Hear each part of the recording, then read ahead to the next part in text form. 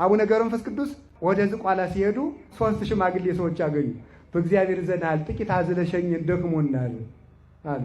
እሺ ብሎ አንዱን ሽማግሌ ተሸክመው ሲሄዱ እሳቸው ሽማግሌ ሆይ ደክሟል፣ እህል በልተህ ስለማታውቅ ደክሟል፣ እዚህ ይበቃል አሉ። የት ታውቀኛለህ አሉ። አቡነ ገብረ መንፈስ ቅዱስን እዘለኝ ያለው ሽማግሌ ደክሟል፣ እዚህ ይበቃል አሉ። ሂድና ጓደኞችን አምጣቸው። አመጡ። 3ቱም መጡ። 2ቱንም አመጡ።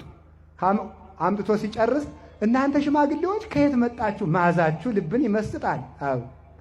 በአንድነት በሶስትነት ተገለጡለት። ለካ ሥላሴ ናቸው ሽማግሌ መስለው የተገለጡለት ማለት ነው፣ የተገለጡላቸው። ስለዚህ አብ ምን ይላል ደራሲው? ስለዚህ ምን አለ? አብ በዘባኑ ወልድ በዘባኑ መንፈስ ቅዱስ በዘባኑ ዘሐዘልዎ በኪዳኑ ብሎ ይናገራል። ተመልከቱ። አብ ወልድ መንፈስ ቅዱስን ለማዘል የበቃ ማን? አቡነ ገብረ መንፈስ ቅዱስ። እግዚአብሔር በሽማግሌ አምሳል የተገለጠላቸው። ሰው እኮ እግዚአብሔር የሚገለጥልኝ የሚመስለው እንደው የሆነ ንጉሥ መስሎ እያንጸባረቀ ነው። እግዚአብሔር ነዳይ መስሎ ይመጣል። እግዚአብሔር ሽማግሌ መስሎ ይመጣል።